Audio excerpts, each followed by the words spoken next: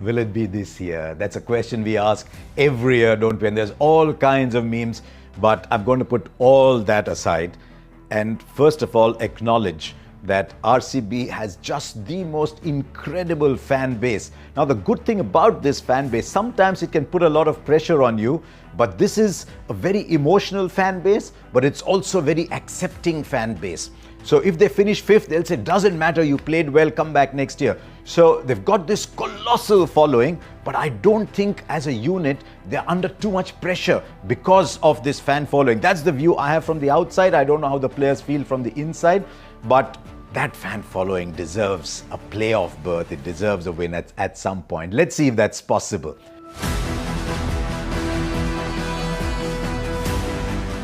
First of all, for RCB to go well, they've got to form a great relationship with the ground that they are playing on. It's a very peculiar situation. RCB is the only team that has won less than 50% of its matches playing at home in the last few years. And there's a reason for that. All the other outstation teams love coming and playing in Bangalore.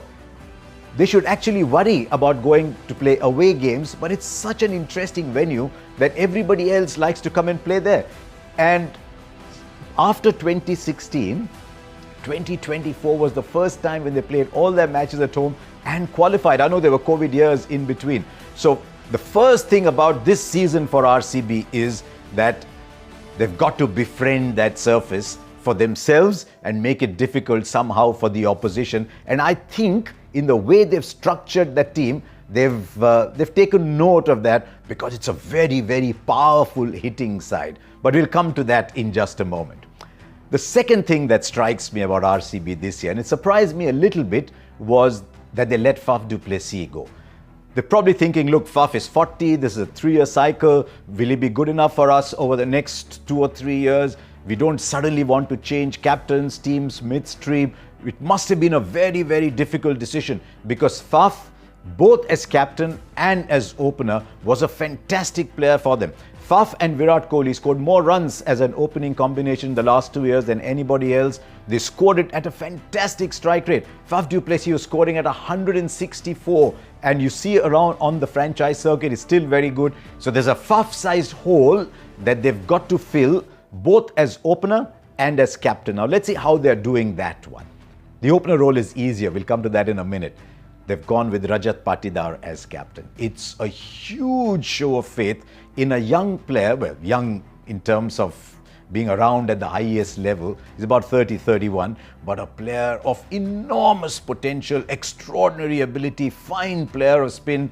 So someone who's not worried about his place. He had a very good season last year, but as captain of a franchise with the most unbelievable fan base, Rajat Patidar will have to be ready before the first game starts and more than anything else, form a very, very close working relationship with Virat Kohli. Because there are some players, even if they are not the captain, they're the leader of the side. Everybody is looking at them. Everybody is gravitating around them.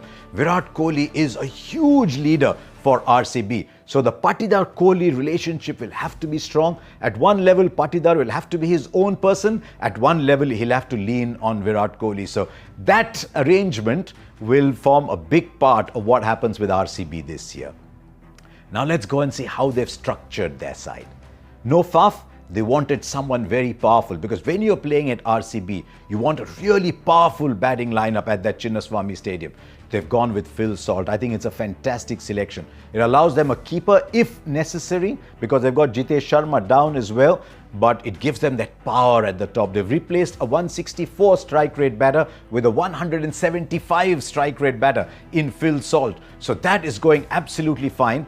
Then just a small issue in that while they're very, very well stocked with powerful overseas batters, I think they're a little light on Indian batters.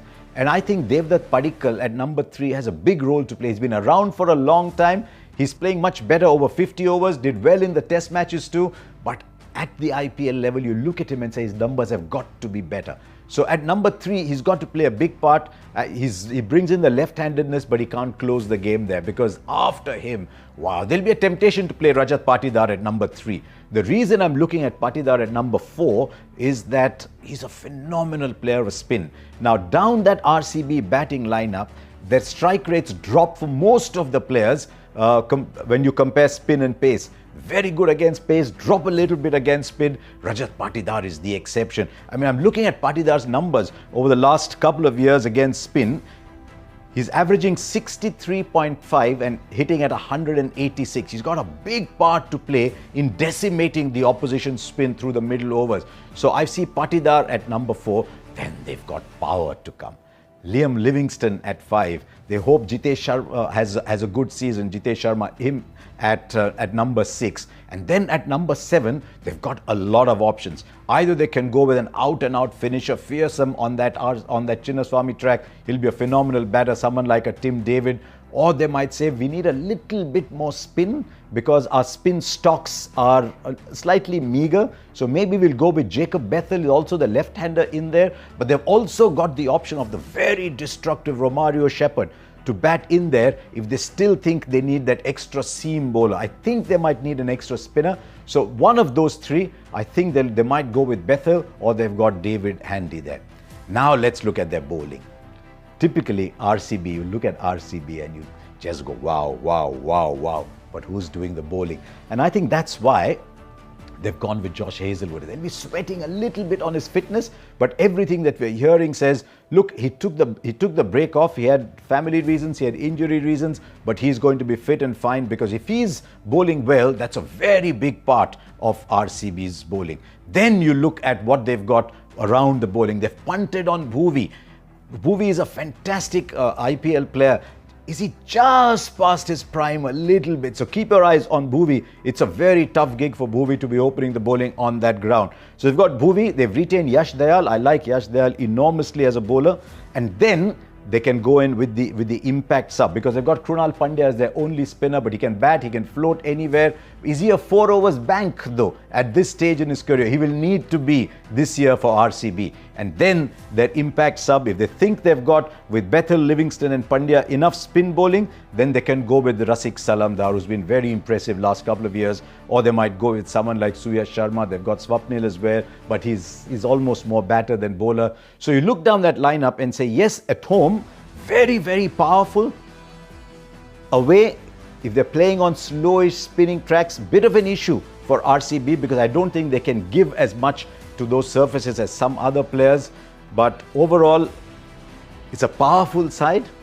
They will want Virat Kohli to have a big season. Wow, what a season he had last year. You can't expect someone to have a 930 season every year, but last year, close to 750 runs, Virat Kohli in form. You see him back in ODI cricket. He's playing ODI cricket like he owns the surface, like he owns the format. Now comes back opening the batting. He has a big season. He's taking a lot of pressure off the big hitters to follow. So still the talisman, still the key there. But if they can get those fast bowlers to do well, if they can make Chinnaswamy their home and win more matches than they lose, then RCB have got a very good chance of making the playoffs.